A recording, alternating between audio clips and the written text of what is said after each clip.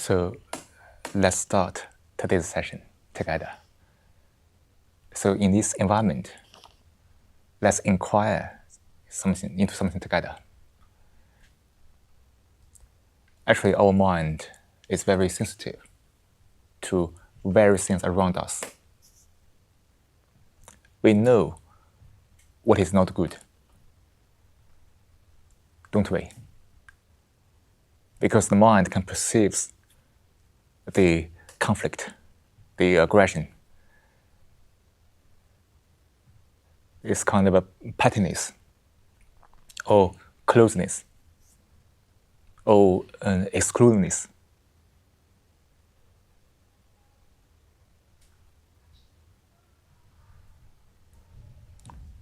The mind needs that sensitivity to be able to be aware what is going on around us.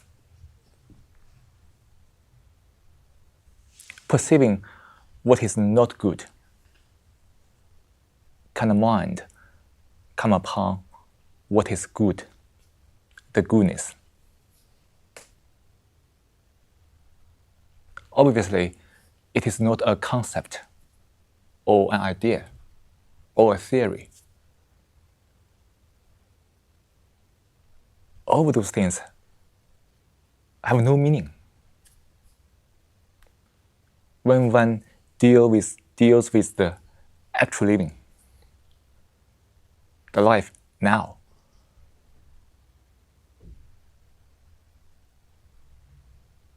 the mind can perceive what is not good. Can the mind not be part of the not good?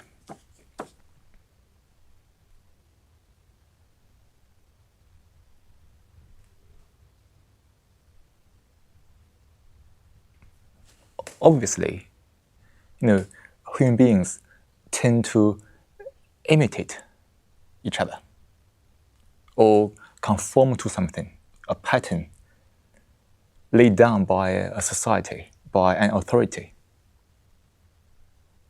So this kind of a not good is like a virus spread over the world. In that imitation, people think it is normal to be that. So various disordered thinking and behaviors are justified.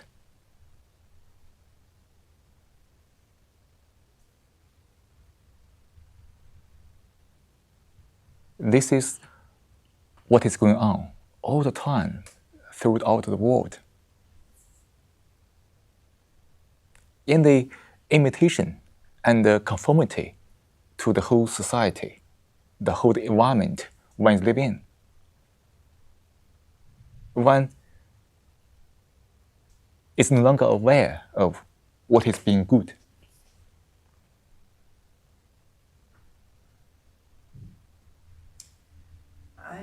I think I missed an introduction. Yeah, please, madam. Sorry, but I am the first time I'm here. Yes. And you start with a huge Topic. Yes. So maybe you can introduce me a bit, because there were 2 or 3 times you were together already. Madam, please ask. Yeah. You can ask anything you want to know, and then the speaker can respond to you immediately. Okay. Please. Well, I would like to have an introduction. Why this topic now at the moment? Oh, madam, because this topic is about goodness. Yes. And which is relevant to everyone's living. And this is also the topic from Ching. That's why in this session, we study this topic, goodness. But actually, every topic is connected. Because all the things that we have been discussing together point to the truth And each of us need to be alert, aware, conscious, to be able to come upon the truth, which is never speakable, but there. So today's session, we start with the topic, goodness, because everybody can perceive its environment, various things that are going on in one's environment, various petty behaviors, aggressions, and various, contradictions. So with that perception of what is not good in the environment, can we find out what is being good?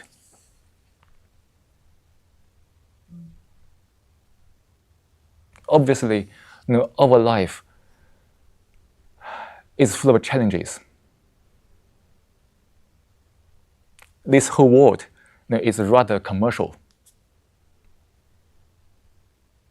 Everything becomes more and more superficial.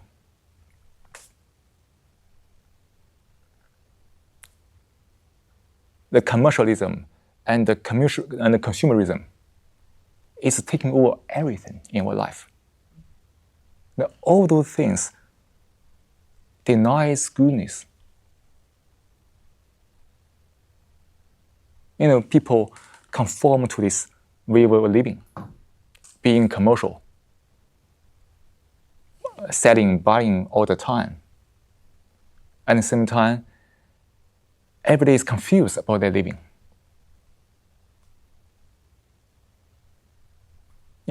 People become very self-centered, utterly selfish. At the same time, everybody is going through various mental challenges, problems.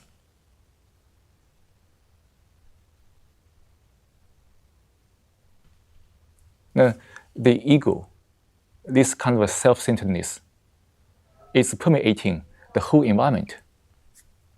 Most people are conditioned to this. They think it's normal. They don't see the correlation between their suffering and this.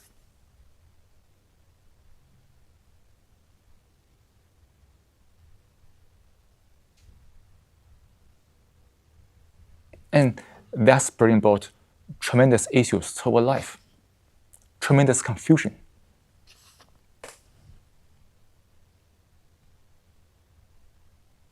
Can one observe this as it is?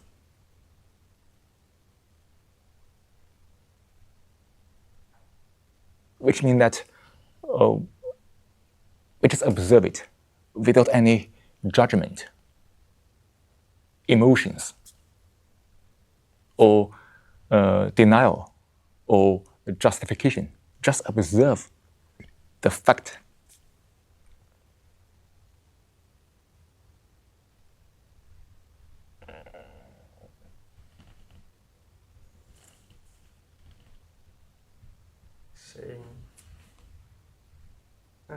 Saying people are selfish. Seeing that. Is already a judgment.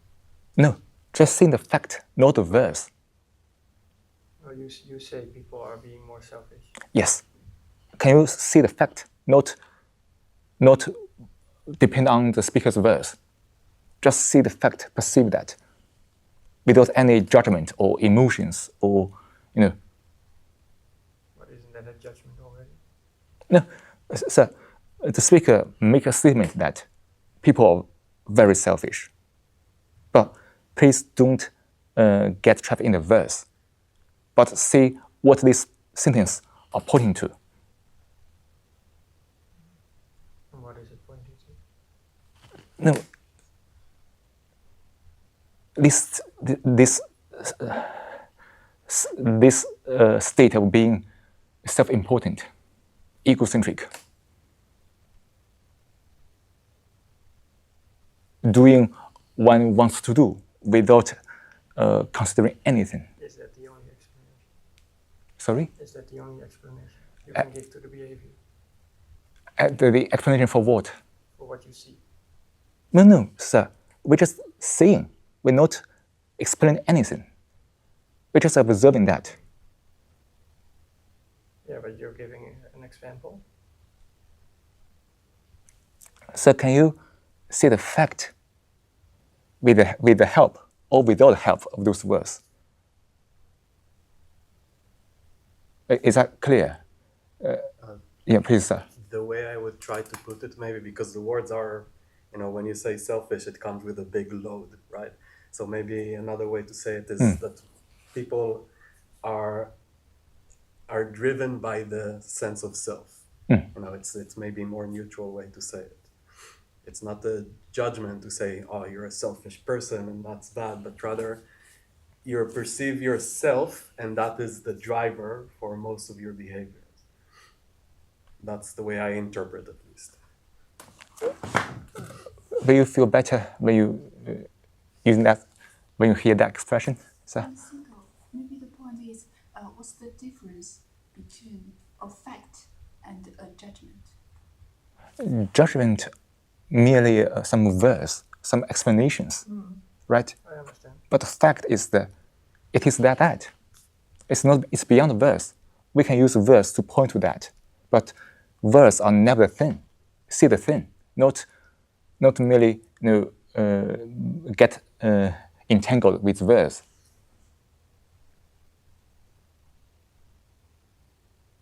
So please ask any questions, because this environment everybody is very open, honest. We can, if possible, we can go very deep. I hope so. Yeah, let's try our best. Yeah, it's. So maybe the speaker is asking you, why and how the mind interpret what the speaker says as a judgment. Yeah, but when the mind interprets, then it's already judging. Yes. So can we be aware of that? Just listen to the speaker without interpretation.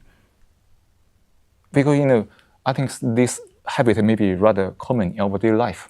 We tend to easily interpret other people's saying, and then we can easily get into the argument in that argumentative state.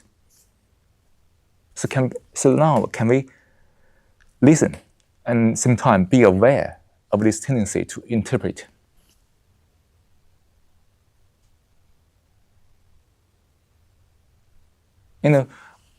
Our life in many moments are dominated by words, by the language. And our mind has this habitual tendency to translate what one hears or interpret according to one's own experience, knowledge, conclusions, ideas. And when we are doing that, argument can be easily pop up. So can we try to do something different today in the session? Just listen. Please don't agree or disagree with the speaker. When you agree or disagree, then we are all on the level of the verbal things, right? But when we see the fact, which is never verbal, and then we have no argument because we all see the same thing. So it demands hard work from each of us to be fully aware, to be in full attention. Because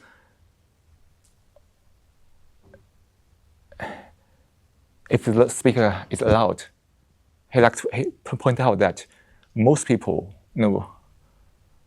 are rather verbal.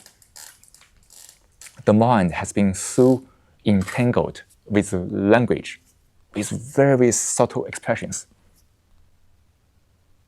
Therefore, we get a lot of troubles from that. We have various neurotic behaviors driven by those things.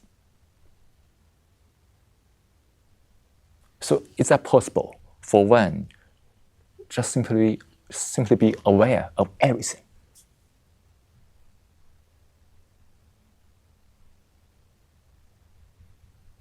Observe one's reactions to the words, to the language, to the expressions.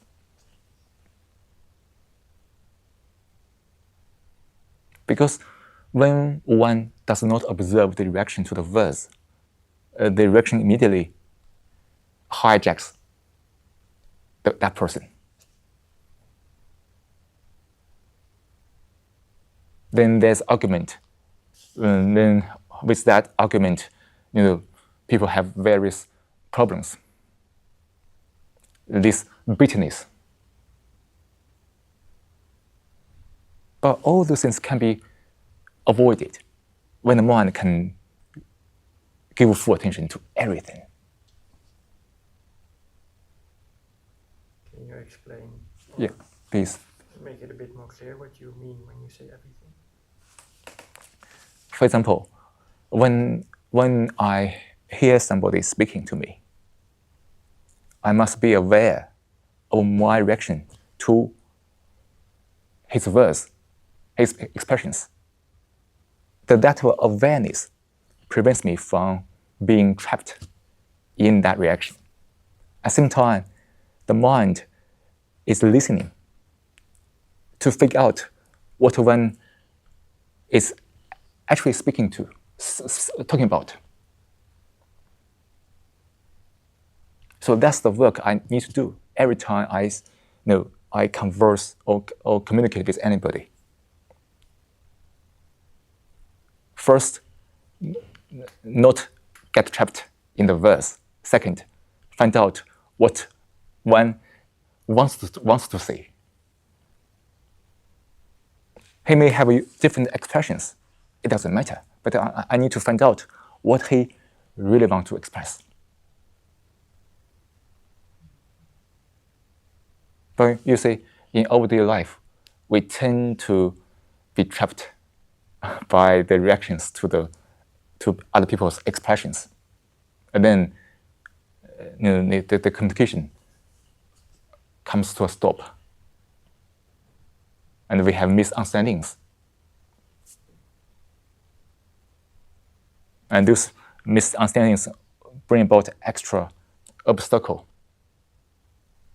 for people being together to communicate, to interact, for example.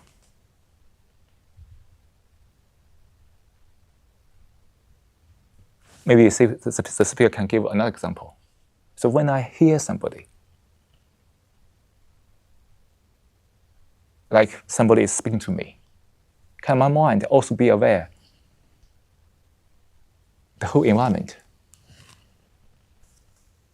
Also, maybe the mind can also hear the traffic outside.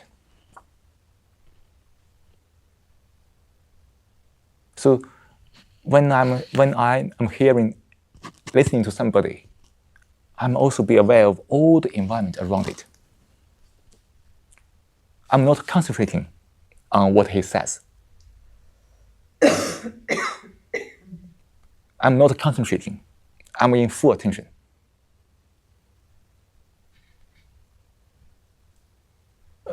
I think this concept must be made clear. The difference between concentration and the full attention. I think I have a complete other expectation of a gathering of Taoistic meditation. Mm-hmm. Because it's a lot of words, and I thought you could introduce us into Taoism instead of reflecting on the world as it is or whatever, because I come to learn about Taoism more Madam, instead of hearing so many words. Madam, please drop any expectation. Okay, Yeah. that's an easy way to put it. No, madam, because this. Well, I reflect on what you do, and you are speaking. And then you say don't reflect or do why don't you sit at ease, for instance? Why don't you sit at ease? Why don't you breathe? Madam, Yeah, madam, I just want that's to. my question. I just want to tell you that Yeah. this session is about Dao De Jing, not about Daoism. Okay. Dao De Jing is different. About the book. Dao De Jing is different from Daoism. Okay. It's totally different. Okay, that's okay. So having So you talk about the book. the real meaning of Dao De Jing, not Daoism. The real Meaning of Dao De Jing, not Daoism. Is that the sentence, the way of The truth. goodness, or is it the translation of the? Do you talk about the book, the Tao Te Ching book? Yes, madam. Okay, with just first heaven and then the signs in it and so on. The 64 tekens, there's 64 signs of. No. Which book are you talking about? We talk about Dao De Jing, written by Laozi. Yeah. That this is not Daoism, madam, because Daoism is a different thing. It's a religion, but Dao De Jing is not a religion. It's something very secular. It kind of. I don't think in Holland Taoism is seen as a religion. It's more like a philosophy, a way of living. Yes, madam. We don't not everybody says Taoism is a religion. Oh. There is a religious part, can be, but we don't live that. I understand, madam. The relationship between Tao Te Ching and Daoism. Yeah. Tao Te Ching is the original literature of Dao philosophy. Yeah. That book in Chinese only has 5,000 characters. Yeah. And some of the most classic quotes are on this page. Yeah, I saw. I recognized. Yes. Yeah, and the goodness actually is one of the most. It's the core message. Yeah, the book is translated as the way of the deugd, and the deugd is in Engels. Virtue, I think. Virtue, yeah. It's in Holland. It's translated as the way of the deugd. That's the deugd is being good, but without that it's only good. Can I make a suggestion or a question for you? Yeah. Sorry. So you were expecting a type of meditation. Yeah. You've done some type of meditation before? Yes. Yeah. So usually, like, you sit and you just let the environment come to you, and you're not responding, right? We're a bit of in a receptive state. Is that your experience? Yes. Yeah. So what you can try to do, and I was here last time also, and I came because I liked it, and I experienced it as a type of meditation, because I was sitting here, and the speaker was speaking, and I was letting the word come to me without trying to, right? I'm not great at it, but trying not to tell my own stories about it and trying to judge it. Just let it wash. Yeah, and then after that, whatever work, something comes out of it. Maybe something doesn't come out of it. Maybe, but it is a type of meditation. Yeah, I can understand how I can receive.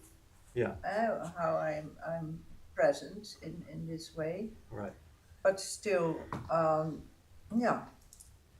And the speaker here, he has his own view of Tao Te Ching that he wants to express in his own word and share, and we can take it and do something with it or not do something with it. Yeah. That's how I interpret this I session. understand. Yes. I understand. It's clear. Okay. Should we continue? Is this true? You agree with him? This explanation? Well, if this lady feels okay in this way, yeah, that's fine with me. Words are never the thing, right? So let's continue. So one must be clear about the difference between concentration and full attention. When one is in full attention, one is be aware of everything around, without any judgment, without any justification or resistance. Just be with what is. But concentration is different.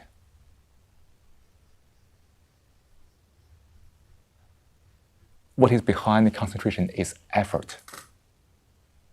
Try to focus on something very small. And when we are talking to each other, the mind tends to concentrate more than in full attention. And when the mind is concentrating, it has the tendency to be trapped in words, reactions.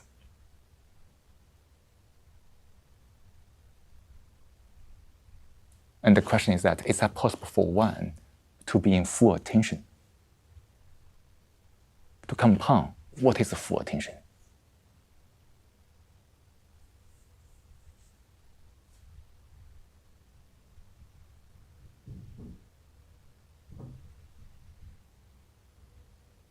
Just like when the speaker is speaking here, can you give full attention?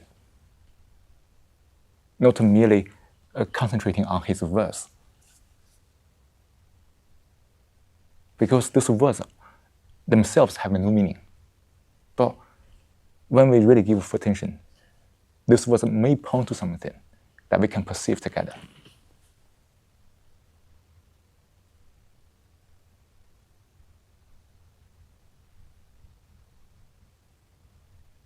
When we are in full attention, we can see the beautiful trees outside, the blue sky, the smell of the grass. We can feel everything. But when we are concentrating, they are only thoughts going on and on and on.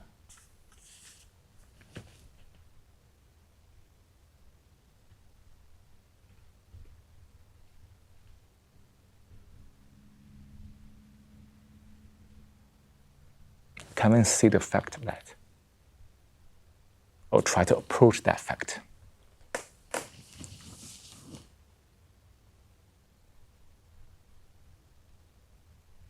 Am I able, or should I want to be able, when I have full attention, to see the things that we both see, also the way you see them? Sorry, sir? So you say, I have full attention. Let's say I have full attention. We see the same thing. Yeah. But yeah, I guess what you're saying is that if you and I both have full attention, we will see the same thing. Yes, of course. But I'm not in full attention. I'm still me, so I put my own things on it. Yes. So that's why one has to be aware of this. So that's what you're saying. Yeah. When I have full attention, then you and I will really see the same thing. Of course, of course. Okay. So the speaker merely putting up such a statement that one must perceive the fact of it. That's when everybody is in full attention. Everybody sees the same thing.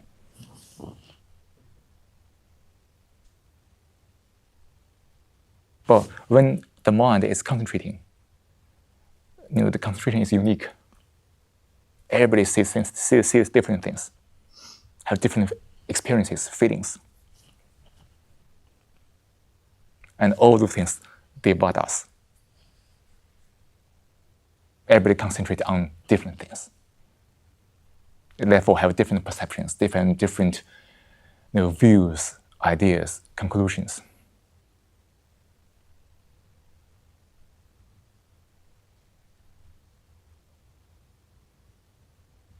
And in full attention, there is no me.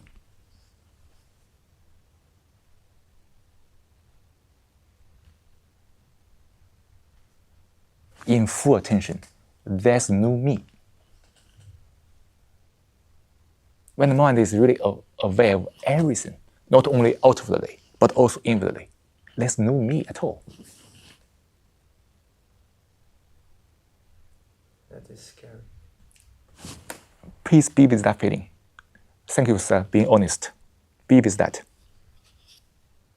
Why do you feel scary? Let's investigate it. Because there's no me. Yes. And then what? What happens? Let's say I've had one or two experiences that remind me of this. Yeah. And that's very beautiful in a way. Yeah. Very truth, like. But they don't last. They didn't last very long. Don't seek that. Don't seek. Oh, I want this to last longer. To put it differently, I got scared and I jumped out of that situation. I pulled myself out, or put myself back in, I guess. Put yourself. Yeah, so I have this experience where there is no me. Mm. I have full attention, but then I get scared, or like it's doesn't. Yeah, I understand, it's sir. contradicting. If I'm not in there, then I cannot be scared because I'm not in there. But apparently, there's a little bit left. There's still some consciousness of me experiencing this situation. Yes, and then the scary feeling pop up, and so, sir, please investigate if you are really serious into this feeling of being scary. Because you are still what you are. You are still where you are. You are here. Why? There's also me inside. I would say I would be very vulnerable. Be vulnerable, sir. We are all vulnerable. That's the fact of human being. No, but in a way, like Yeah. in that situation, suddenly it becomes I am everything and everything is me.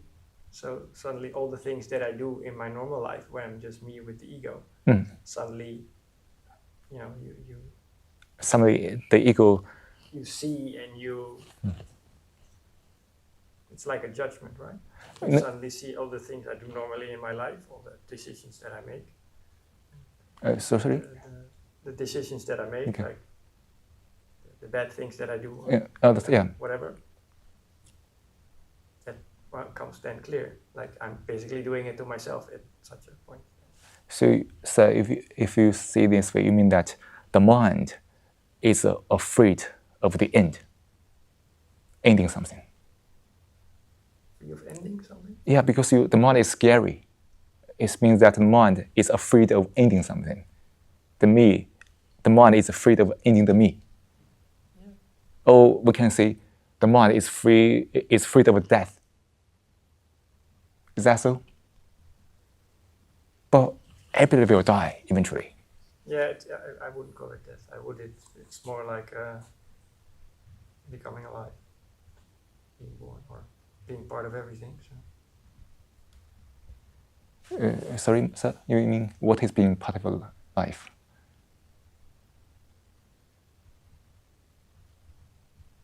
Part of everything, like understanding all, feeling all. Yeah. It's not understanding in a sensible way, but yeah, understand. Like now, we can try to understand that kind of scary feeling. Because I'm still here, everything's good. Why do I feel scary when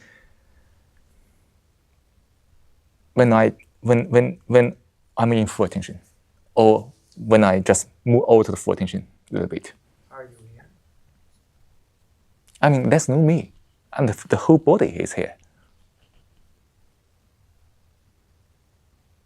The me, I mean, psychologically, it's merely something illusory. But we tend to think that it's something existing. We tend to grasp it. We tend to hold on to it.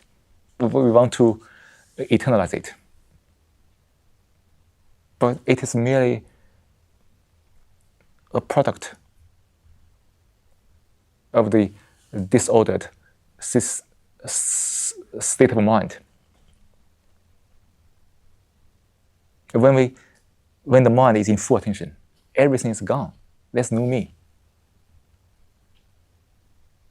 But when the me is back, thinking about that, the mind feels scary. But when the mind is really in full attention, there's no me. There's no scary feelings at all.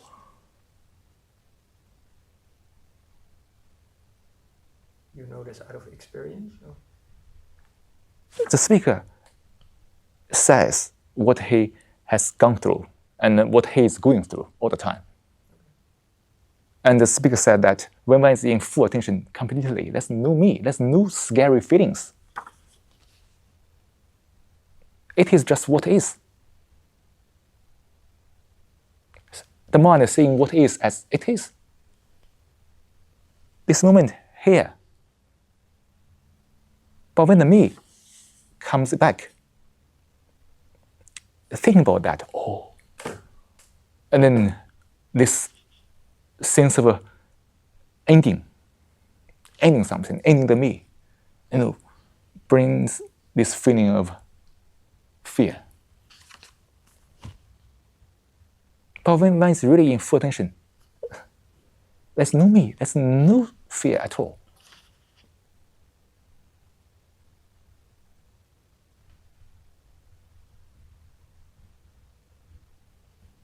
And it's possible for one to live a life with full attention.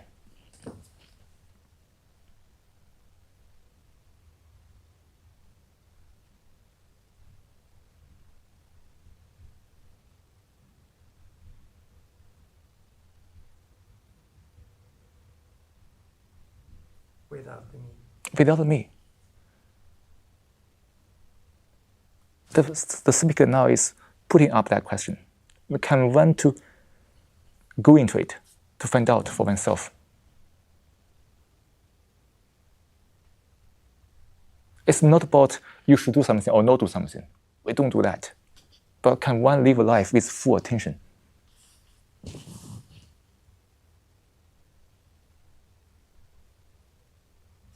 As the speaker says, when one is in full attention, there's no fear at all. Not possible, because there's no me. The me is full of fear, isn't it? That's very clear, isn't it? When there's no me, there's no fear at all. Sir, please find out for yourself. Madam, sir.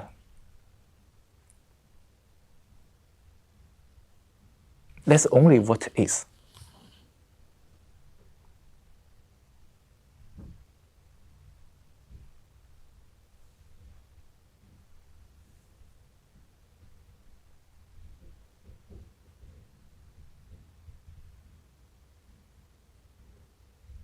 When there's no me, there's no self.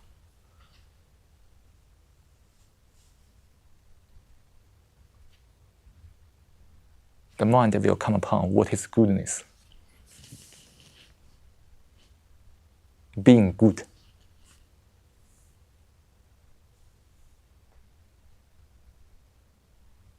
I would think that would not exist at that point. What not exist? Goodness. So what do you mean by goodness? Well, like both the word and the fact that there would be something as a judgment. So if we just use the word goodness to point to something that's not a judgment, being a fact of living, being there's no me, there's only care, compassion. Really, real care for human beings without being hampered or hindered by the self-centered state. We don't see goodness as something verbal or philosophical or whatever. We don't see that. We see it's a fact of living. When life is full of care for everybody, compassion.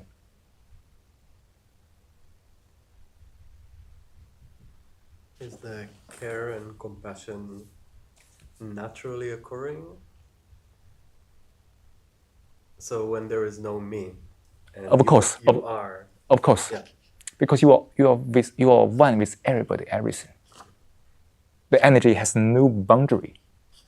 But when there's me, there's a self, there's a center, so there's a boundary. And the mind only care about the things within the boundary. The energy can't go out. Therefore, there's no care, let alone compassion, right?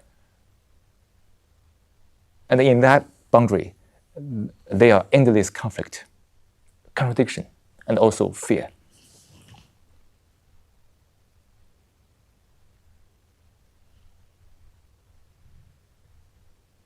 And when everybody is living in that way, and it is, see the consequence. We can all feel that consequence. That's not good.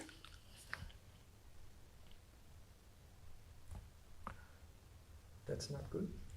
Right? Everybody's living in their own world, their own boundary. Everybody is self-centered. And everybody has contradictions, not only with themselves, but also with each other. No, sorry. I thought that if everybody would be conscious, then that would be not good. That's what I understood. Oh, no. That's not what you said. When everybody is self-centered, that's not good.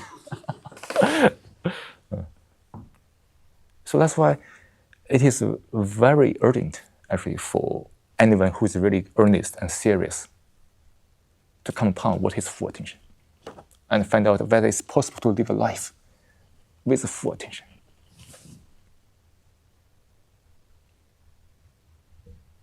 I'm intrigued by this because I wonder whether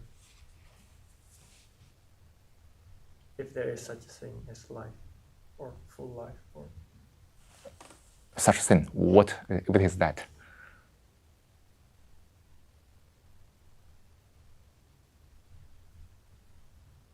yeah, if you are fully conscious and you really are aware of all the things, then Yes. all the things are aware of you because I guess you're open to everything. So they just go through you and you are them and they are you. And there is no you, no me. I don't know. Life is a word.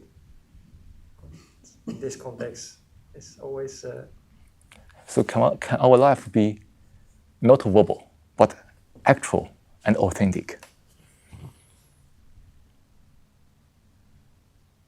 it just is, right? It is. It is. But now, our life is merely based on thoughts, ideas. The whole society is functioning in ideas, thoughts.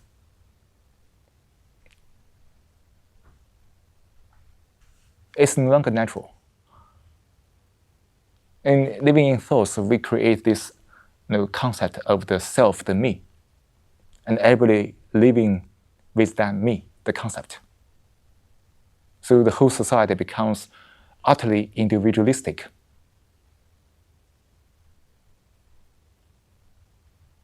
See the chaotic phenomenon. See all the disorder beneath the superficial order. Politically, there's endless chaos. Economically, the same. Every corner of living. Now, almost everybody is in contradiction with each other. Almost, right? People have different opinions.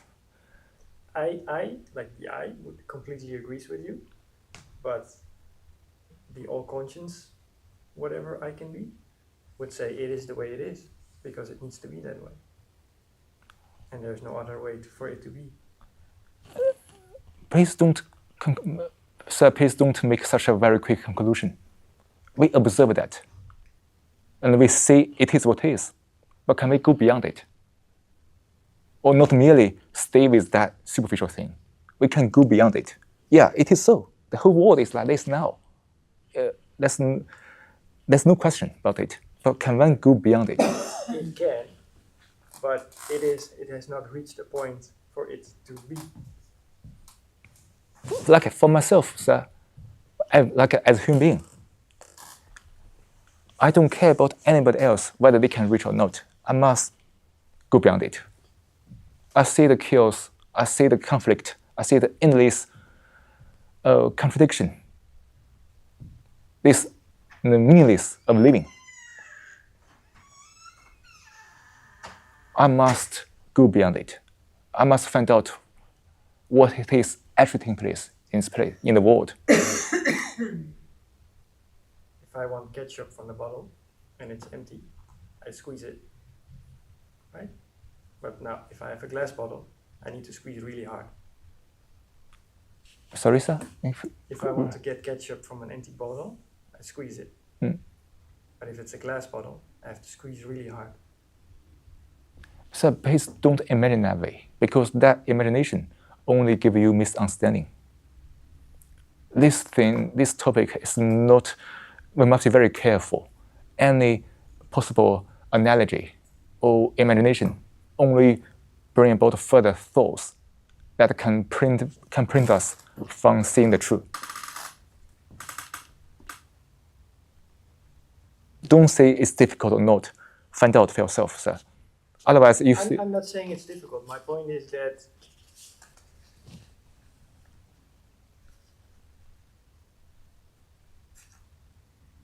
yeah, maybe I'm wrong, but my point is that I guess your point is the perception is what I'm just saying. Like we might not, some of us might be a glass bottle, and some of us might be a plastic bottle. You say no, that's not true. That's all our own thinking. Yes, yes. Because that can be very misleading if we hold on to that thought. The fact is that when to find out for oneself,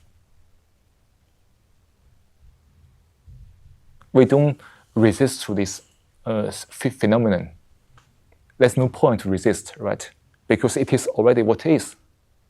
But the point is that kind of mind go beyond it. Why don't we then? Why don't we resist? Why do we resist? Why don't we go beyond it? If one resists it, there's only emotion. There's only reaction. And resisting to it has no meaning. Because it prevents one from going beyond. Great.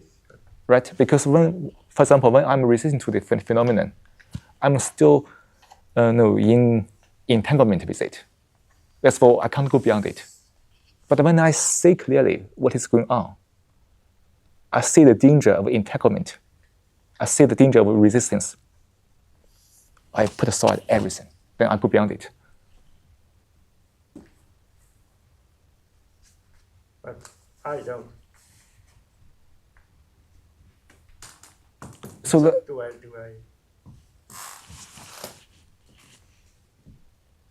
So the question, as I understand it, is what's the journey from self to this, you say that way, right?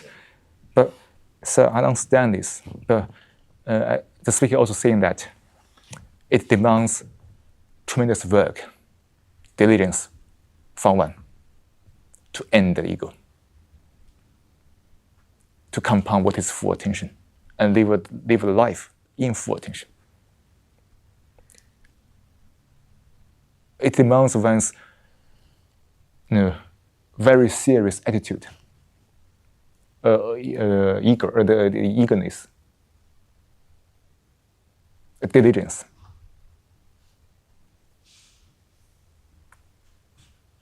To see clearly the structure of the me, the ego. In that seeing clearly, the mind dissolves it, So it demands one's careful penetration into the psyche and a complete observation. In that total observation, the mind is able to dissolve everything. I mean, the me, the ego. So the hard thing is getting to know the me. Acknowledging the me and seeing it for what it is. Yes. Because the me is always projecting what should be. But then the me is also projecting the difficulties in getting to know the me. Yes. And various fear that prevents the me going into one's self. Yeah, which is in itself an argument to, how do you call this? I don't know. So that's why it demands hard work for one to penetrate and break that loop or the pattern. The me has very stubborn patterns. So the mind must be very subtle and careful to be able to pick it up, break it up.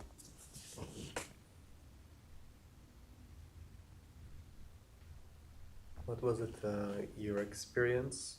Was it a journey or was it like a moment of transition? It's good, very good question, sir. I would say it's very dangerous or misleading to say it's a journey because it implies steps or time or progress, and then that's illusion. And it is a momentary transition, but which demands physical time, which one is not aware of.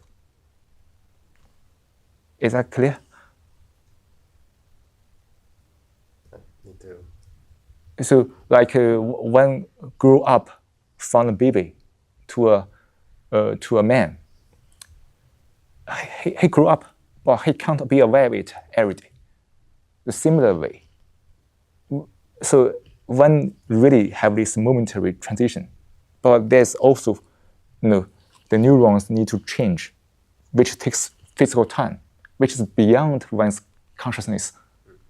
But when one thinks that it's a journey, you see, it is already a projection of the consciousness. And then there's time involved as the psychological time, also steps. Then that's something misleading. I don't know whether, Joyce, this made it clear to you or not. I think that's very clear. I really like this expression, momentary transition with physical time that you are not aware of. That makes very sense to me.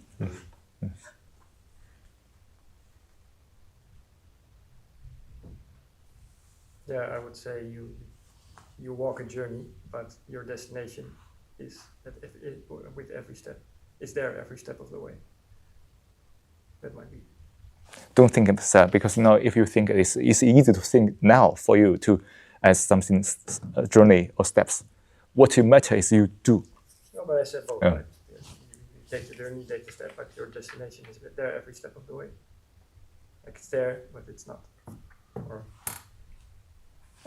Sorry, sir, you mean the destination is the step of the way?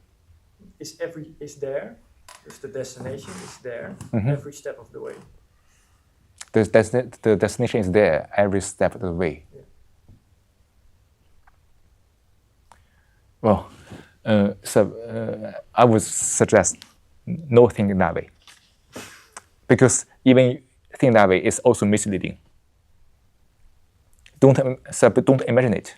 What you can do is just do it, and let the mind change naturally. You don't need to think about a destination or a purpose, because there are so many practices in this so-called spiritual world or the religious world have various destinations or purpose.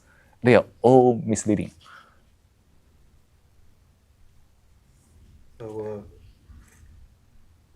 if the purpose is to dismantle stories or see stories for what they are, then adding stories on top of it is not productive. Yes. Yeah. So it's not that the stories themselves are wrong or missing. Just the fact that they are stories is already a problem. Yes. Story. It's like a metaphor or something that you explain to yourself in Yeah. words. In the moment it's in a word, it's already More and more. additional layer. Yeah. Yeah. Yes. That's it. So, the mind can be easy to churn out too many explanations, but all those prevent one from actually acting. So that's why what we are discussing today here is not more explanations, not more stories, not more ideas.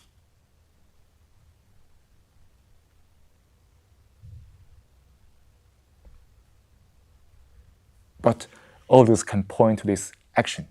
That is, can one put aside everything? Put aside everything.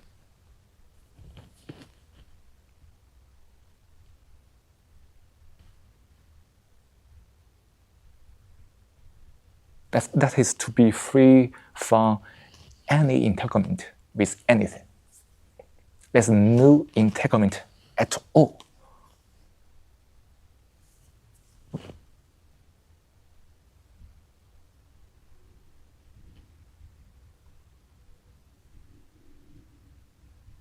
We tend to hold on to so many things.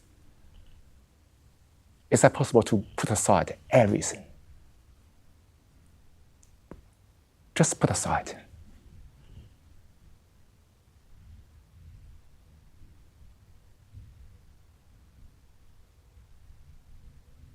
That's the action.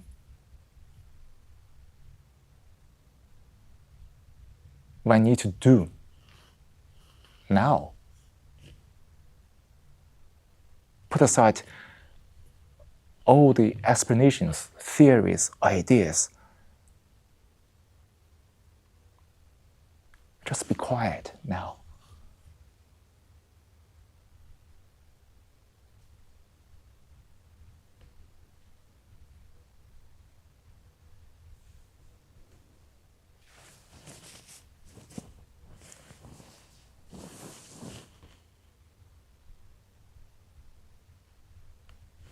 Just be quiet.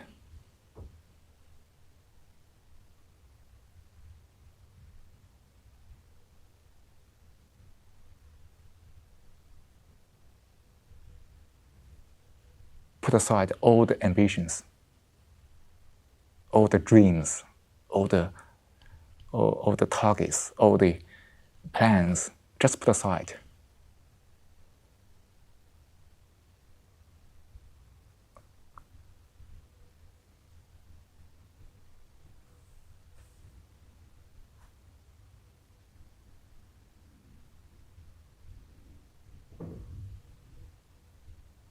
Just be quiet and be with nothing. Just be nothing.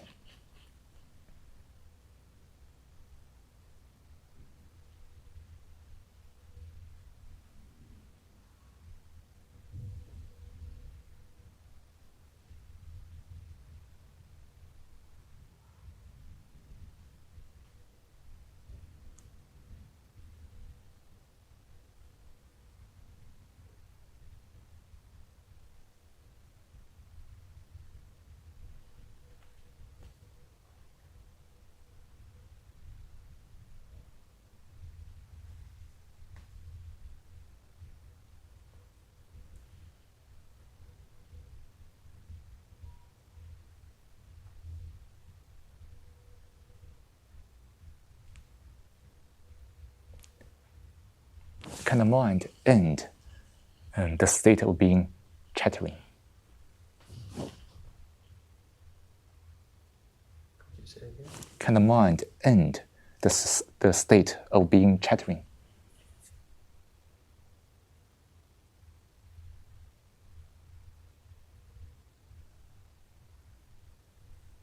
when the mind is chattering, the mind is entangled with the language, the words, the expressions. It is nothing.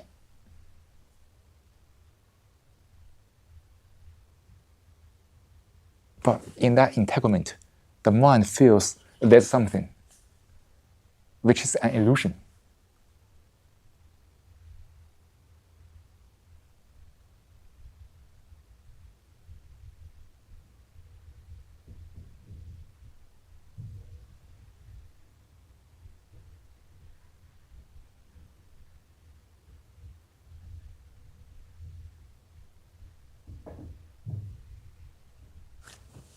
Just be aware. Listen. Listen to the background noises in this room. Listen to the birds twittering outside. Feel yourself in the chair. Find a spot, find the ground.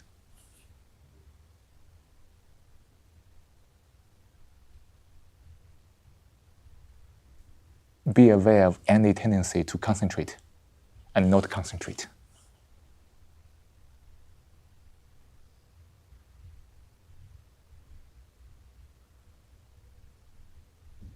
When one is in full attention, concentration has its right place. When you do your work, you need to concentrate to some extent. That's fine. But when there's no attention, concentration only brings about disorder.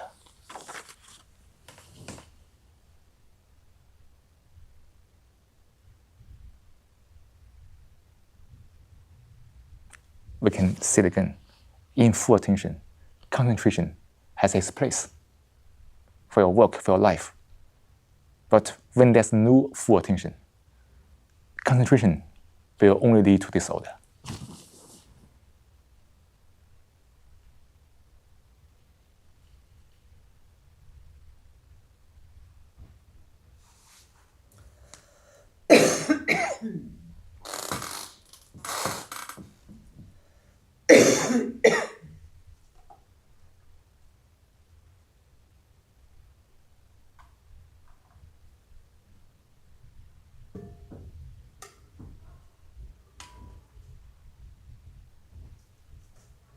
Please, sir. So if we circle back to goodness,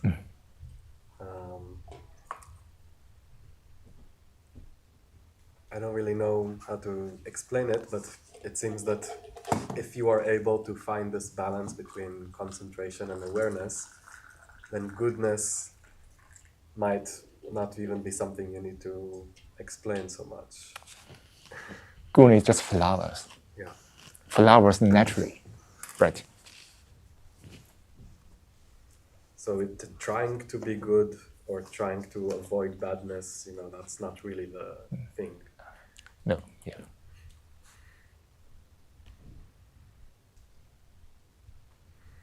We can only see what is not good, but we cannot describe what is good.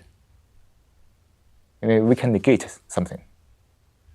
In that negation, the mind can compound what is the true, what is the good. Everything just flowers naturally, without any efforts. No trying to be good or try to deal with the bad. When one is really in goodness, there's a right action taking place naturally.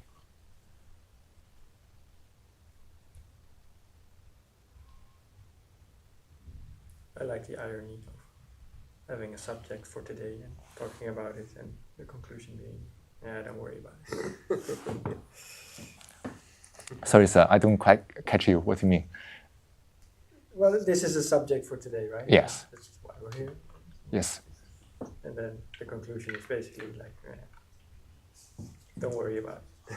It's not important. It will be okay. But what is more important is to be able to find out what is full attention.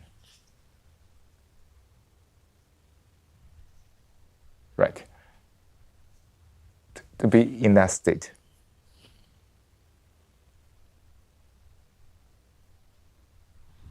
All life has various, psychological demands from everybody else, from the environment. So the mind can be easily concentrating on various things.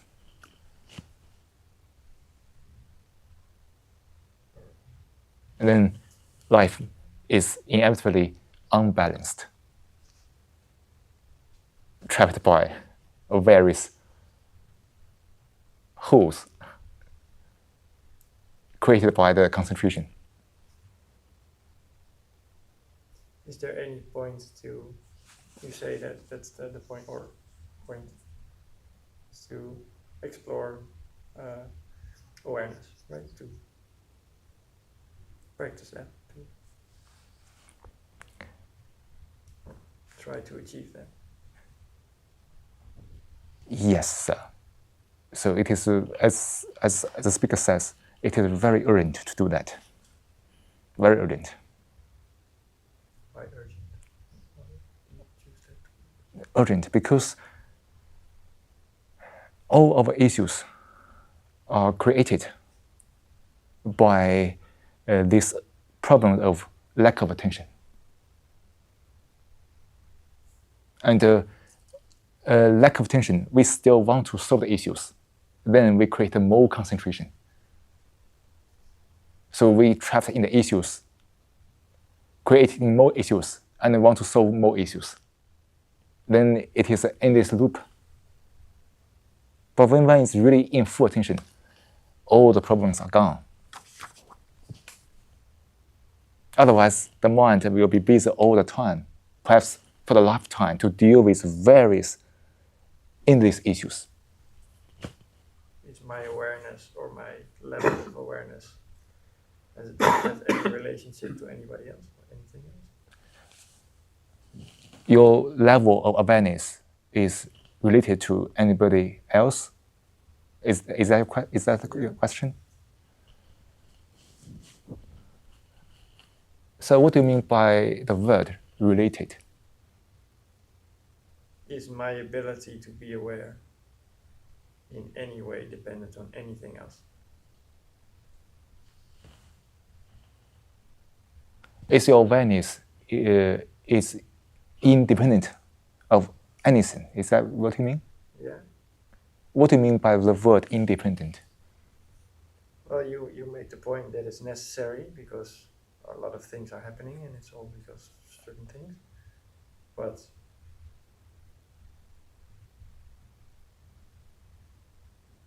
why does that matter? Why does everything else matter? Why does everything else matter? Or anything else? In being aware. Oh, so for example, I just give an example. It's not true. Like the speaker will use the example of me himself. He says that when he's living in this self-centered living with the boundary, so his energy only go to himself for his own satisfaction, fulfillment, or ambition. And he feels that, he perceives that he's always struggling. He has a lot of contradictions, problems, irritations. And but he still feels that he can do whatever he can do because the whole society is promoting that message all the time. So I'm an individual, and I'm responsible for myself. So I don't feel that I'm really related to anybody else. That's my current way of living. But at the same time, I suffer in various ways. I feel bored. I feel lonely. I feel, not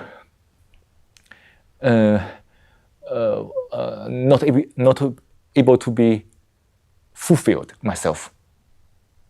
I have a lot of desires. Want to realize, but I can't. And then I feel quite frustrated. And I found that I'm very, very isolated. There's nobody around me.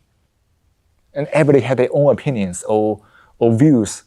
It's very difficult to have a very open and friendly conversation. And but I still feel that I'm a person, I'm an individual, and I'm not related to anybody else. So that's my current living.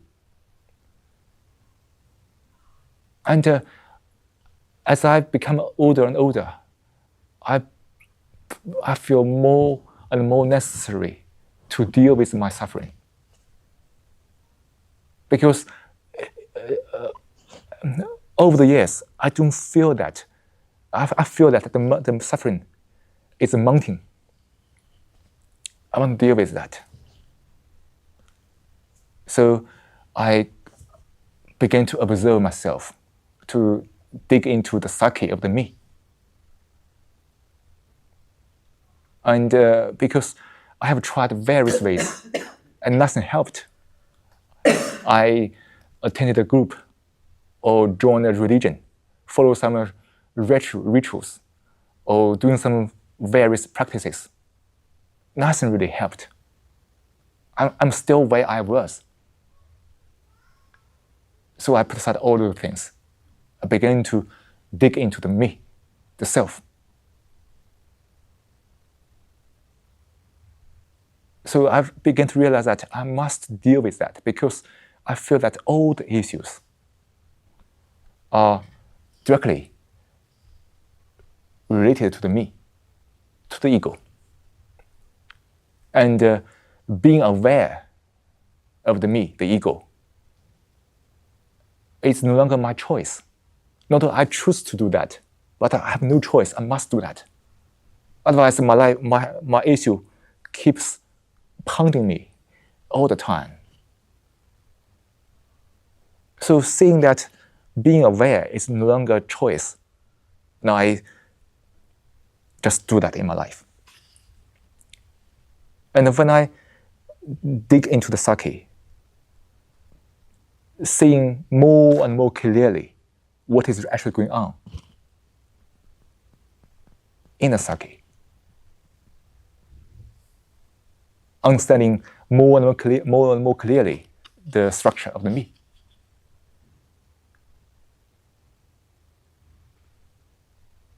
I feel that I'm related to everybody. Where you are? I feel that I'm related to everybody because everybody has the same. Everybody's mind follows the same principle. When I find out the structure of the me, the problems, the issues, it applies to everybody. But in my previous state, I feel that I only belong to myself. I'm not relevant to anybody. But when I really see clearly the essence of the me, the structure, and also the mischief it has played on me all my lifetime, I feel that this discovery no longer belongs to me. It applies to everybody on this planet.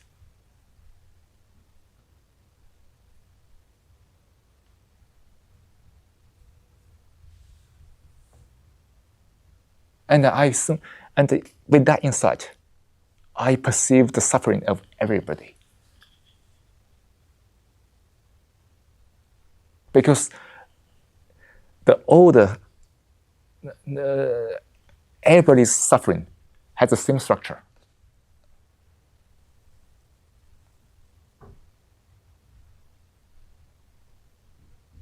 And I see that, okay, our way of living is totally wrong. Because everybody is so self-centered.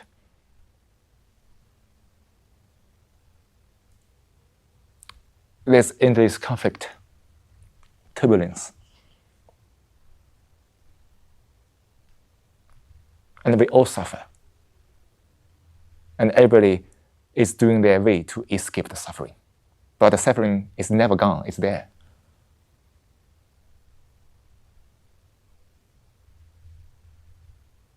And everybody feel that he is not relevant to anybody else. Everybody feels the same.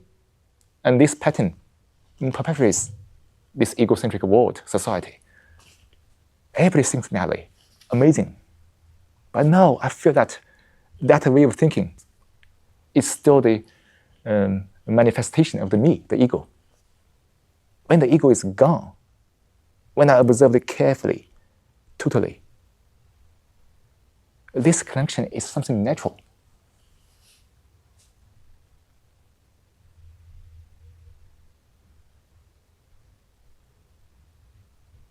But when there's me, there's only self-enclosure, right? And in that enclosure, the me feels that I'm not relevant to anybody else. And when the whole society follows the same pattern, see the consequence. So,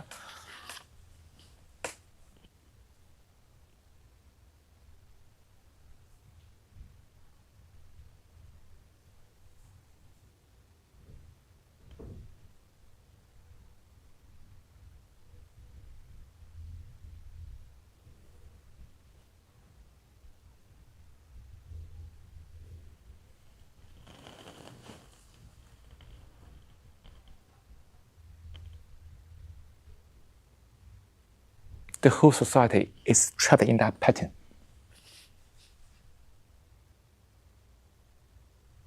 And everybody thinks in the same way.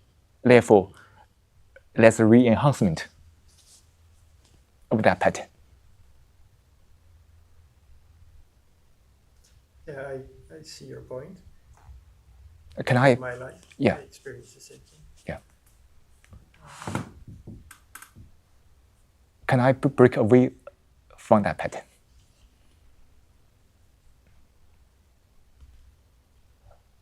Well, my question or what I wonder is that, well, yeah, I guess can I do that? But is what I see and what other people experience, is that a boundary to achieve that? Sorry, In your way of your development. sorry, sir, could you repeat that question? Well, is the yeah, it's so you see these things, you experience these things, and you have a reaction to it, whatever that might be, and that is, I guess, that is also something you should be aware of. Of course, sir. Right? Of course, sir. And because that's, well, it is the self, and it's might be in your way of being aware. Sir, of first, being conscious. of course, I have to say that the self is very cunning. Very cunning. So, I mean, this awareness is something very total, very complete. Second, this experience is no longer my personal experience. Just be clear. This experience is no longer personal. Because it is always there. It's not something one seeks to reproduce. Know that. So you should let it in. It let it in. Or let it through. Let it through. It's always there. It's not something I want to repeat. No, it's there all the time. So it's no longer something personal. And everybody can see that, I mean, in full attention. As back to what we said earlier, if we are in full attention, we see the same thing. That experience is no longer personal. No say, oh, that's my personal experience. Know that. No, I understand, but that might be, for me, well, there's still, like, there's total awareness, but there's a tiny little bit of me. Yes. That's going to be very scared when all that comes. Kick out that me completely. You know, when that's me begin to think about that, this feeling of being scary. Yeah, but you're saying like stand on the beach and there's a tsunami coming and just be cool with it. So if you're really in a beach and there's a really tsunami, and that's the physical danger. But no, you are imagining something which is not true at all. You see I know, but that is how this little tiny residue of me Yes. is experiencing it. but that's the It's see the just what holding me back. And I know it's fake and I shouldn't. be with it, right? See the fact of it, because when you are really in physical danger, you must run away. That's something, that's something beyond argument. But when we imagine something dangerous, observe deeply, stay with that feeling, not to run away from it, because it's you see clearly it's something illusory. For physical danger, we need to do something about it. That's no question about it, right? But psychologically, it's illusion. Don't run away from it. Just be with it and see what will happen. That's something marvelous you will see if you really not escape or run away. The whole neuron system will dissolve that fear. But if you run away, the fear will repeat all the time. Just hold, just behold, just go through it. Don't run away. Then any illusion will be dissolved by the neuron system. That's something very factual or scientific. But when you run away, then a pattern is formed. Then that pattern is repeated. Yeah, I agree. So just find out and get and be free from that.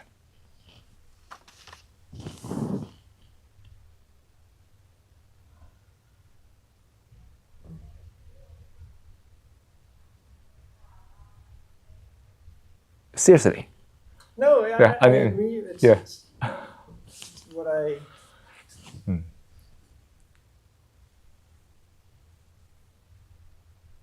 Yeah, it's something that I cannot put into words. Yeah, of course not. Yeah. Just kick out the last residue of the me. No. You see? Keep it. Fine. That was- So then we can come back to this paper. Like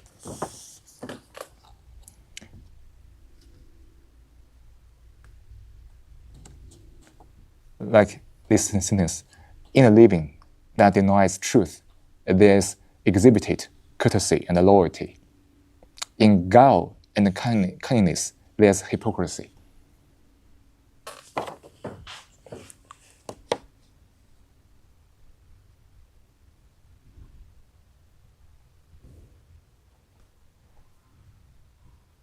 Let's see the meaning together.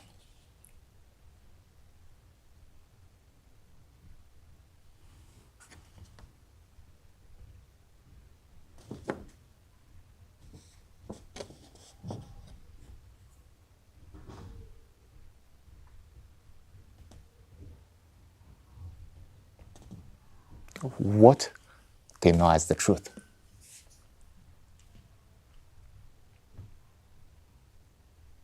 The me, isn't it? The me denies the truth. The me exhibits courtesy and loyalty.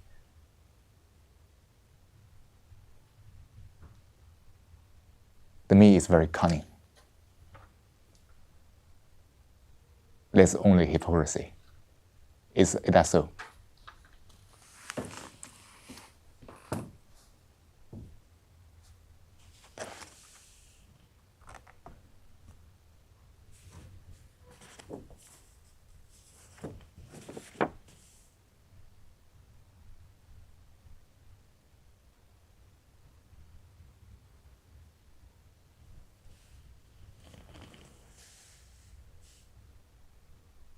So you're saying that the courtesy and loyalty are a hypocrisy.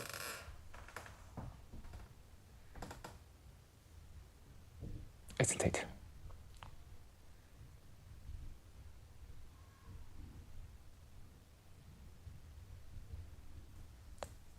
And behind the courtesy and loyalty, there's a purpose. The me has various purposes.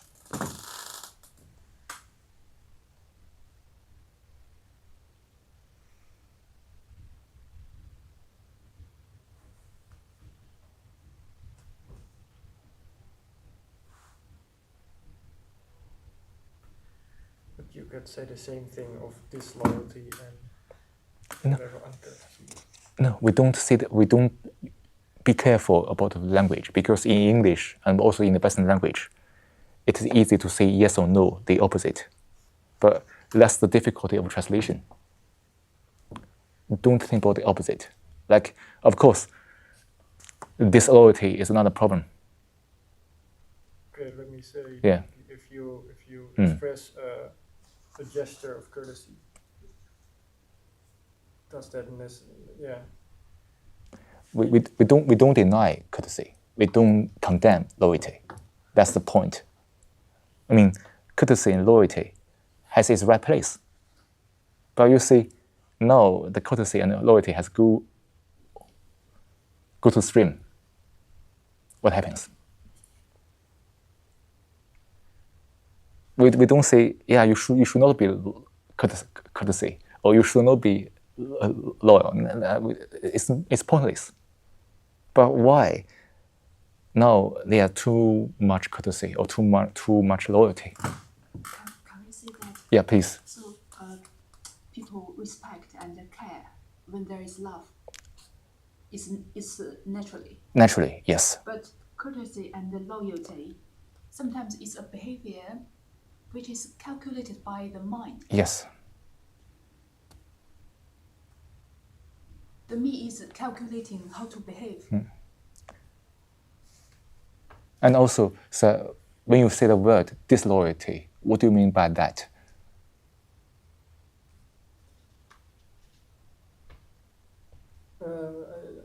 Basically what she said, what you said. Yes. Okay. So the accepting truth does not exclude any of the other things. No. Actually, living in truth, it has nothing to do with loyalty or disloyalty. Being true has nothing to do with loyalty or disloyalty. But when we think about loyalty and disloyalty, the mind is trapped in the dualism, right? Dualism between loyalty and disloyalty. But when the mind is really in truth, it is neither loyal or disloyal.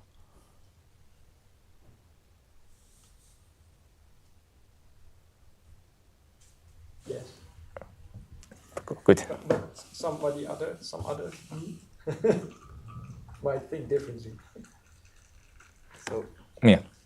as I understand it, it's not that the hypocrisy just is a condemnation. It's just It's if courtesy and loyalty should be seen as they are, yeah.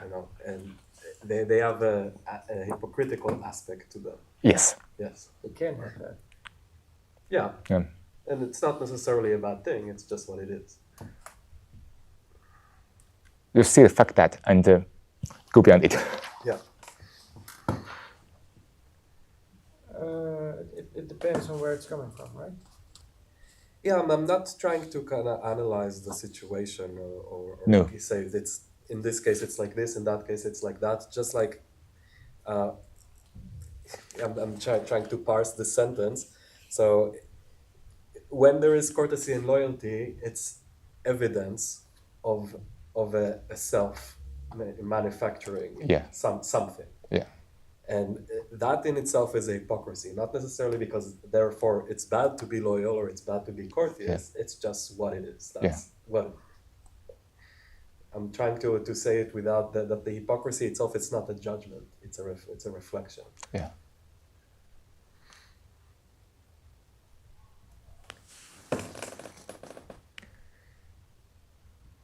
So we'll all be cautious of the word, the language. There's no any condemnation here. It's only point to what is. It's nothing about loyalty or disloyalty. It's not about courtesy or the opposite. But the fact that when people in that state, as the gentleman said, that there's kind of a Hippocratic aspect in it. Yeah, but then are you saying there's a danger of hypocrisy, or it could be in there? Of course, be aware, because as long where there's hypocrisy, there's danger. Yeah. So then we can come back to the truth. Truth is something absolute. And we see the courtesy, loyalty has this Hippocratic aspect. It is something absolute. It is what is. And what is something absolute, isn't it? But in thinking, there's only relative things.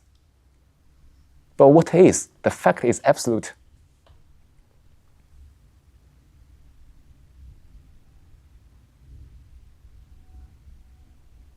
If you any misunderstanding, please ask. Let's clear it. Because we are all very cautious in this environment to use the word to point to the thing carefully, without being trapped by any word. Yeah, it doesn't matter. As hard as you can try, the words are just not the thing. Yeah.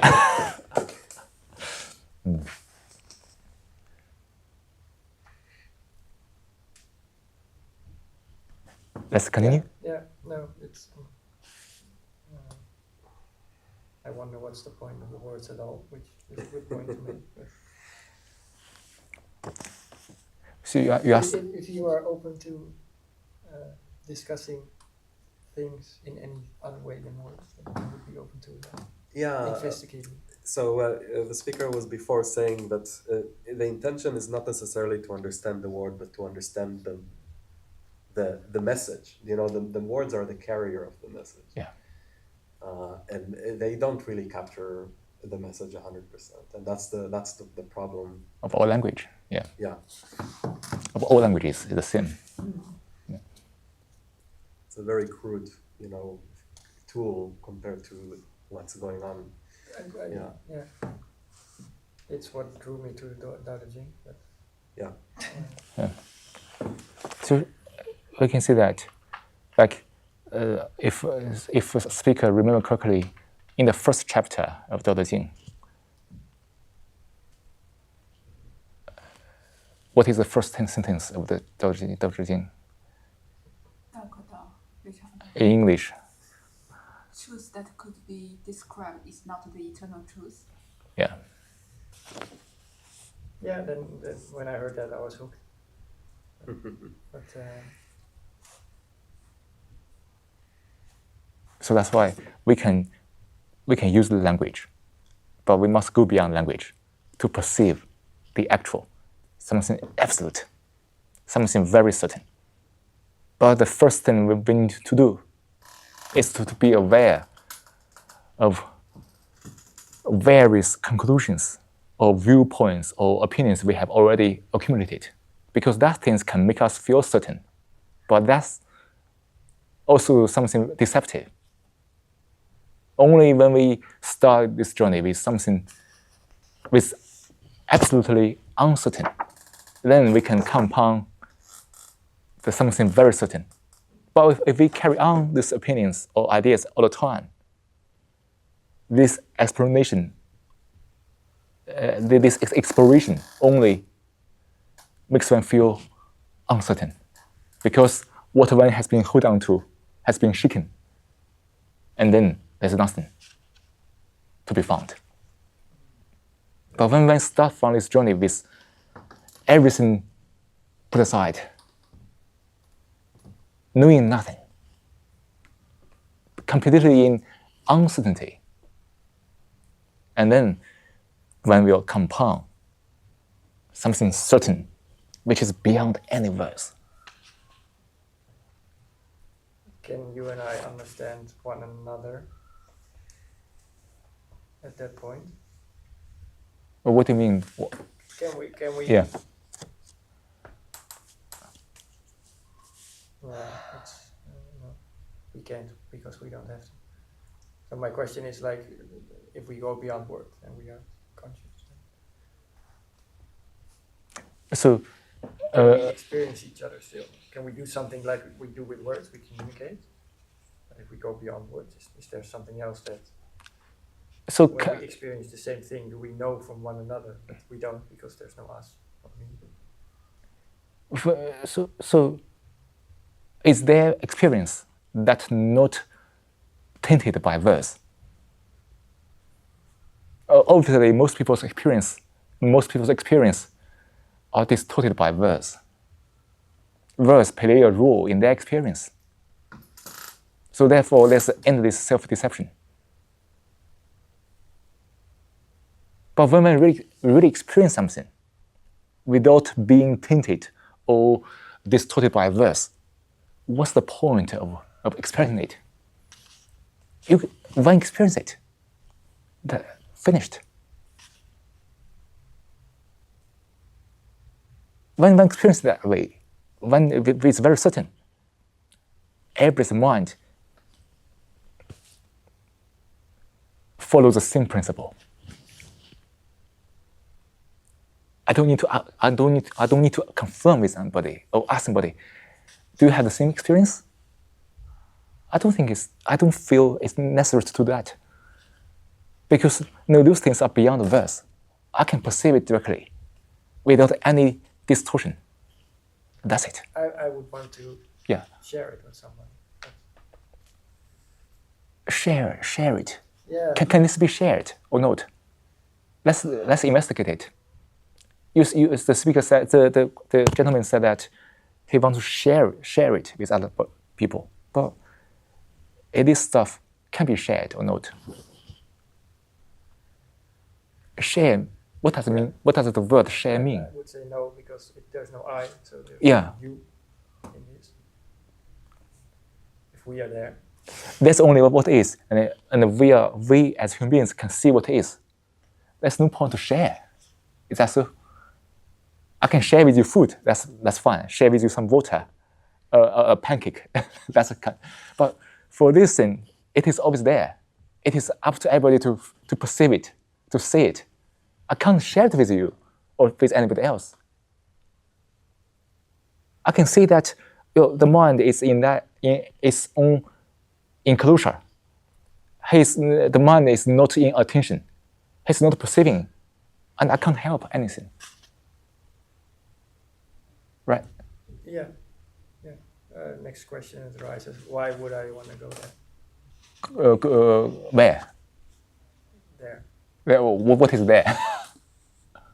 Being full conscious and everywhere, everything.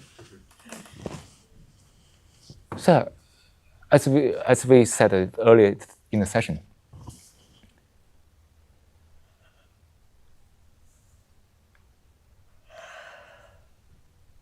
maybe what's the point? It might be a bit of a better question. You can escape this, but the speaker will respond in this way. No, he will not skip it.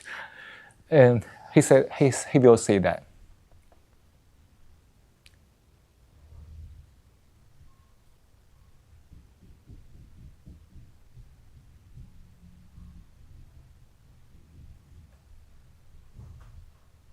he perceives directly the tremendous suffering. The correlation between the suffering, human being suffering, with this self-centered state, petty, irritated, argumentative, and egocentric. So he embarks on this aspiration to end me. He doesn't want to go there, but he ends up there. He ends up there by accident. I think this is asking a very good question. Yeah, please. If I don't misunderstand, so when I can escape, why do I have to face it up? Is that right? Can you? When I can escape, I got your point. when I can, I captured the word escape from your saying. Yeah. When I can escape in entertainment, in consumerism, why should I confront the fact, to face up the facts, to be full attention, to do the self-inquiry? Is that right? Is this the question? My question is, what's the point? Like you can escape bad things. That might be the point, but you become part of, or you, like it's the tsunami, right? When you are full conscious, then all that will be there, all of it, all the time. There will not be a you holding anything back. No. So you escape, you might escape the feeling of having to hold it back, but you will not be holding it back. So that's a reason, might be a reason to do it, but then you are running from something that's not good. So So if I understand you correctly, you mean that the escape, the feeling of not holding back. What does that mean? Escape from not holding back. If I don't mishear you. yeah, what's like now I'm the me, and I can decide, okay, that does not come in, and that does come in. I can regulate that. Control that. Yeah. Which is nice. Because there's pressure of getting some result when the mind controls something or regulates something. I would say it's what I'm used to, what you already said before. Like it's what I'm used to, what I'm knowing, what I'm familiar with. Yeah, I understand. Yeah. More than anybody else demanding something on me. So what do you mean by more than anybody else? What's that? Well, yeah, like society demands things of me, right? Yeah. But Yeah, I understand. Yeah. in a way, whatever. Yeah. I'm my own man, as they say. Yeah. So then you seek the full awareness. Yeah. Or you work towards that. You try to find it. Oh, so maybe a speaker can respond in this way.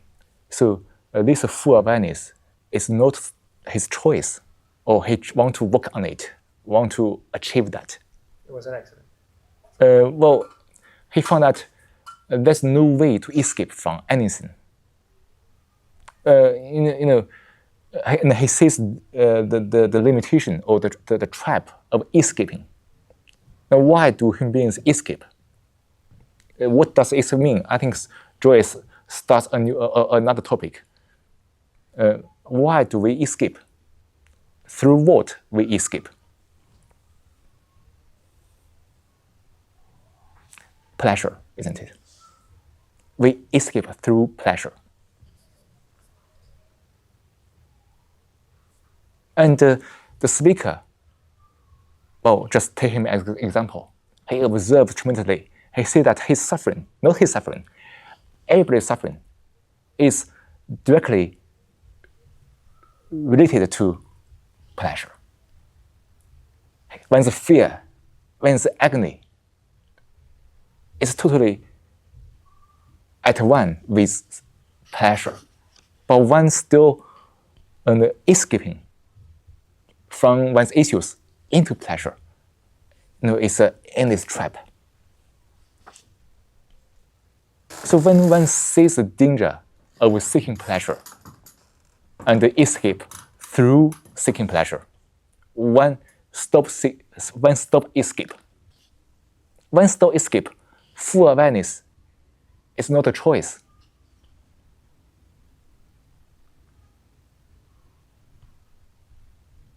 I hope this conveys something to you.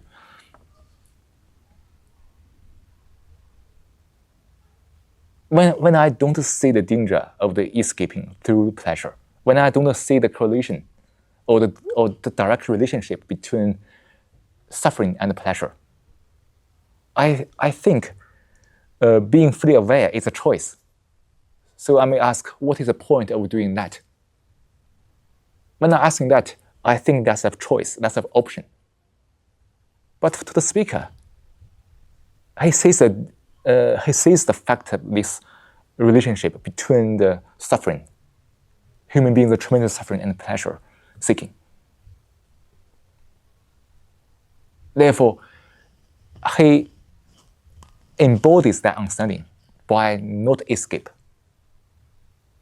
And not escaping means being fully aware, which is not a choice,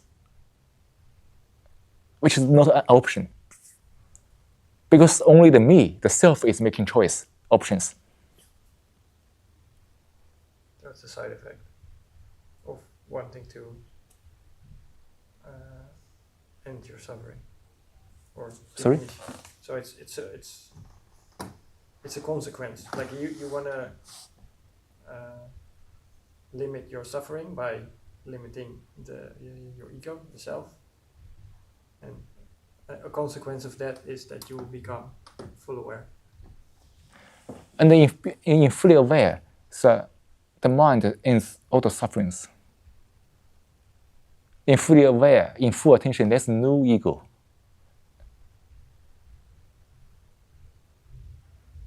So it's not only limiting the suffering, but can one really come upon a living that is free of any contradiction,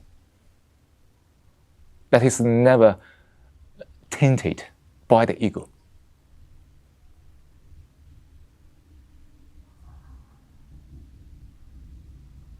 In the egocentric living or the thinking, there's always option. And the whole society seems to, based on that mindset, offering people options. We don't condemn it, but it is behind this thinking. But when one live a life with full attention, it is never an option.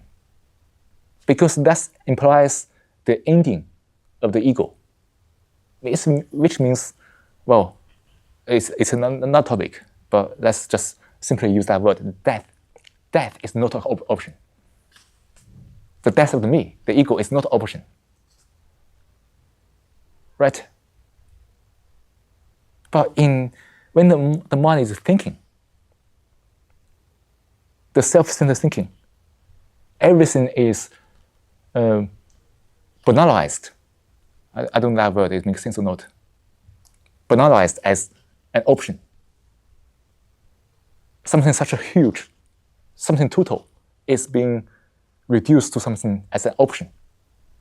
And that's the ego always do. Using ideas to banalize, to reduce something to something insignificant. But actually, it's tremendously significant. You see, the pattern of the me, the self, the ego is so complicated.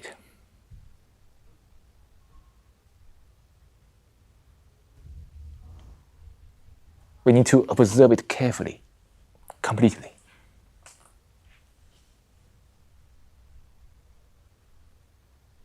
It is ending the me, the ego, is something so magnificent that can't be reduced to anything as an option.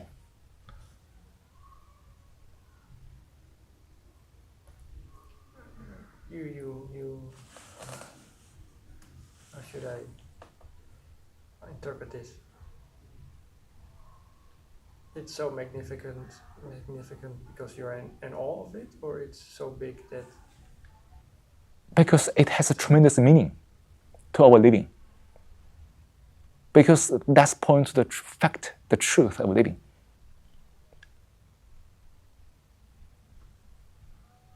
So as we have discussed today through the session, the me has a fear, which can prevent the me from ending the me. The me have various options or directions or escapes from facing this tremendous issue of full attention.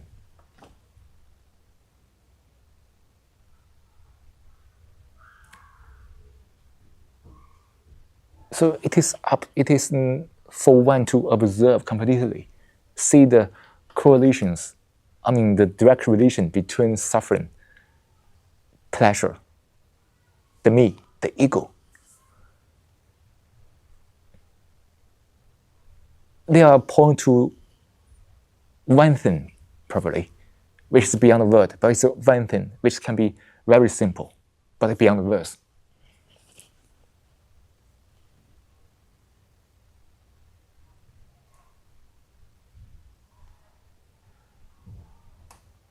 I will have to think about it.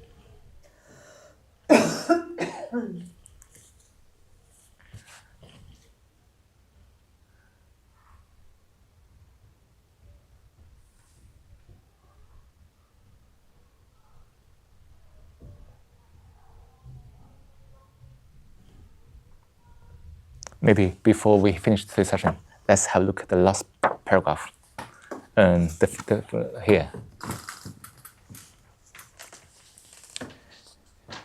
Is there any difference between being respected and being slighted? Is there any difference between praise and insult?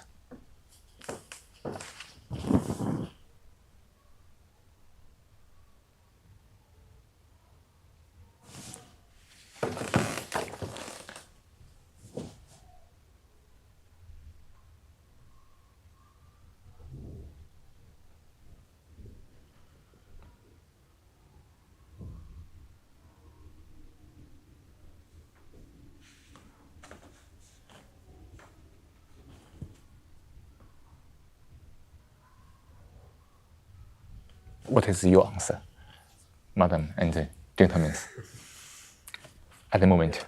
I would say for me that. Yeah. Sorry, you wanted to speak? That's okay. Okay.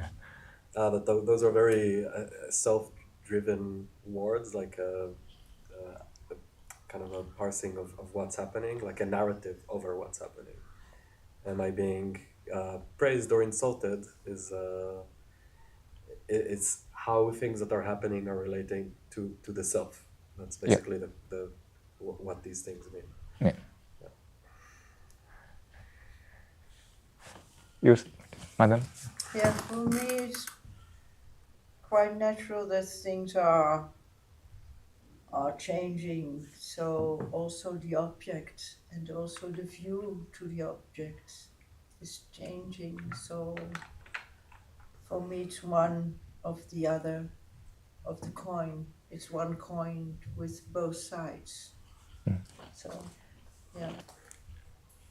Yeah. And you, gentlemen?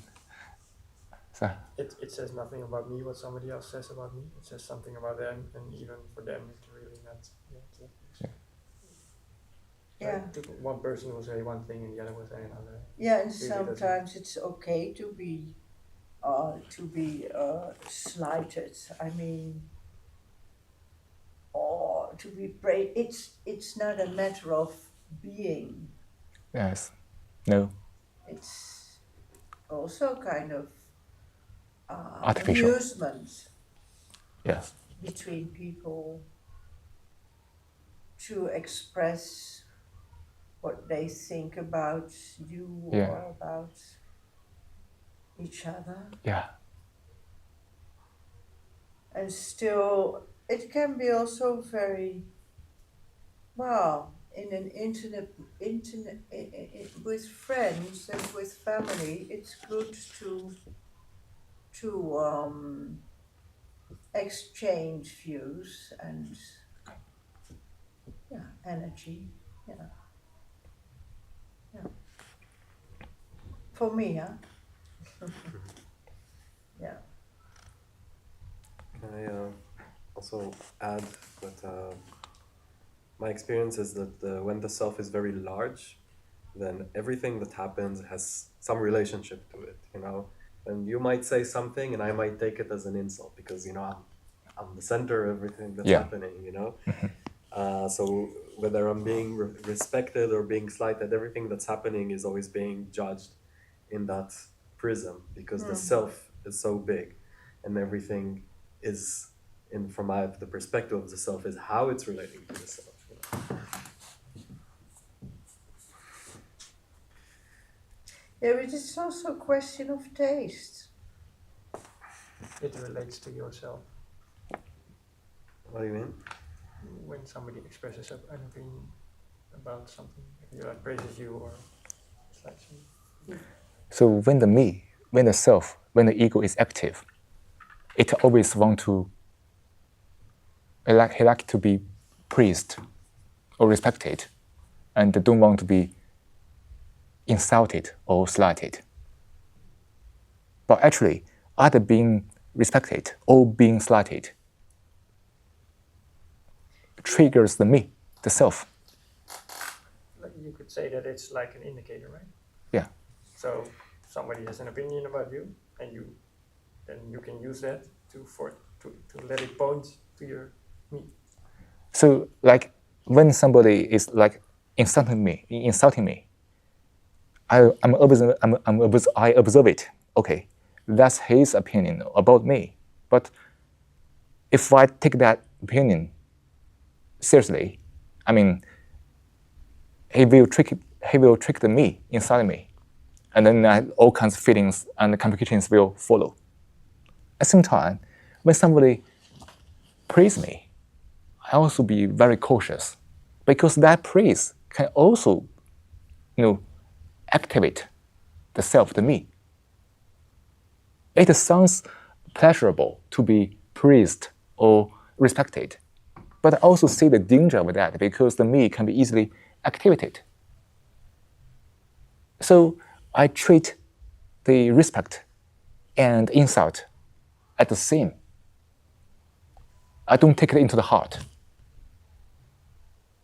I can say some people sometimes when they are in a good mood, they can praise somebody, but when they're in a bad mood, they can be very judgmental or critical, or even insult people. But I say both praise and insult as something very dangerous. I must be very cautious.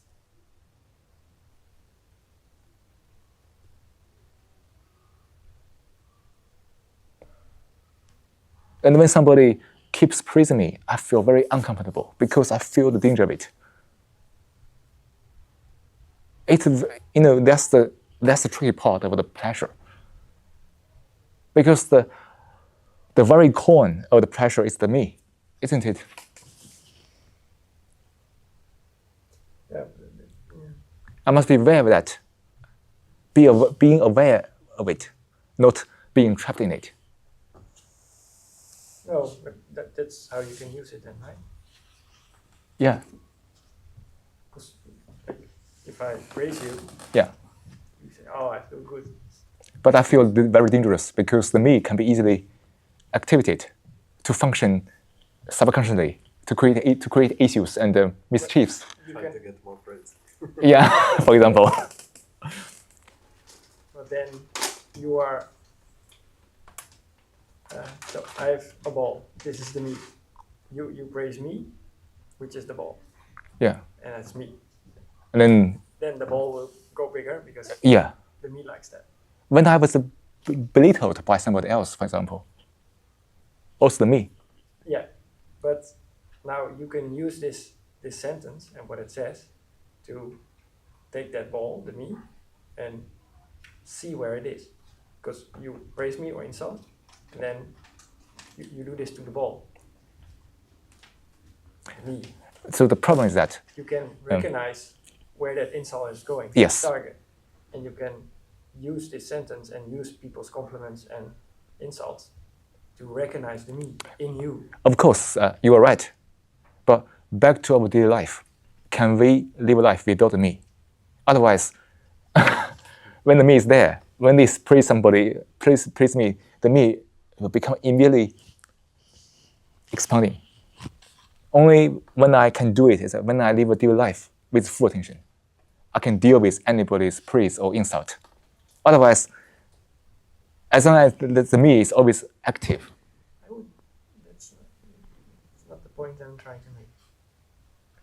It's a tool to find the me in you, the you in you. Like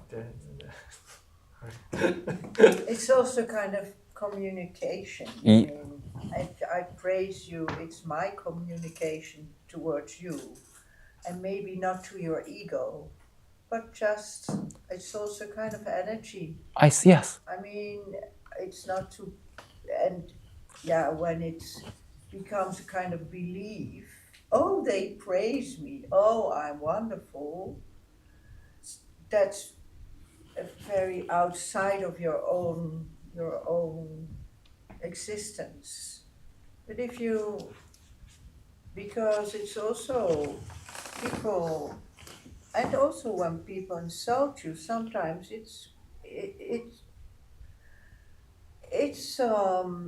I mean, if you're a bore at that moment and you know I'm a bore or something, you're not in your mood and somebody reacts on that, can be very clarifying. Yes. I mean, can be, it's not, it's both, it's not a big deal for me or for not me.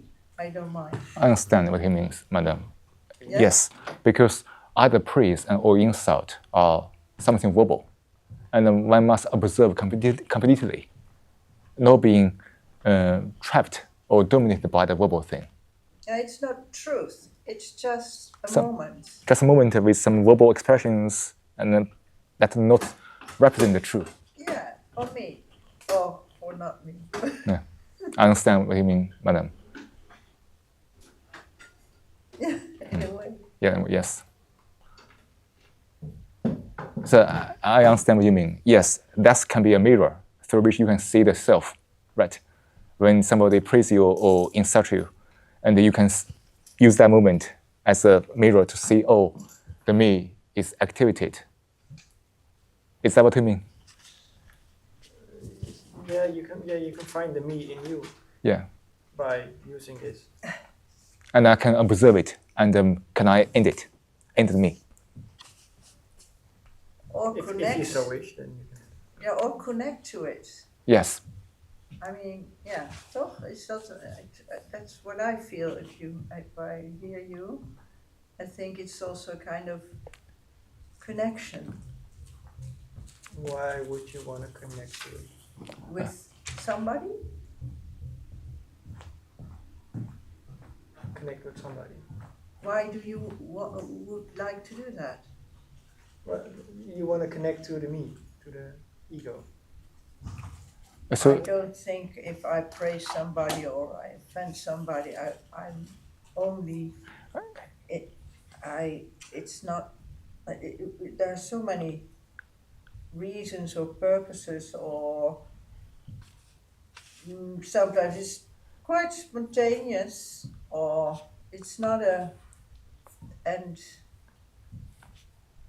madam, if I understood correctly, you say that Yeah. what you says and what he says has something in common. Is that what you mean? I don't know. Okay, anyway. It was a question, if your question is about connection. If you say, I want to, somebody expresses something towards somebody, maybe it's to connect, to make a connection.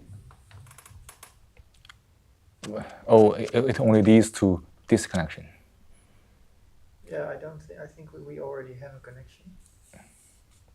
If we want to. I think it's If we don't disconnect it.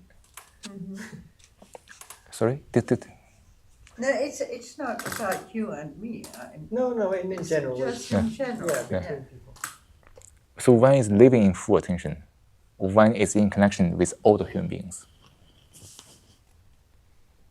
But not for a particular connection with somebody. That's something different. That's we must make it clear before the end of today's session. When one's in full attention, one's connect with all the human beings. But when we think about a particular connection with somebody, with some specific person, that connection perhaps is a disconnection. Isn't that intrusive to be connected to everybody? Of course.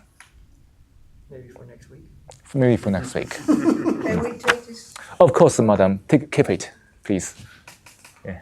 Thank you. Okay, thank you. And I hope we can meet in the future sessions to go through various fundamental topics.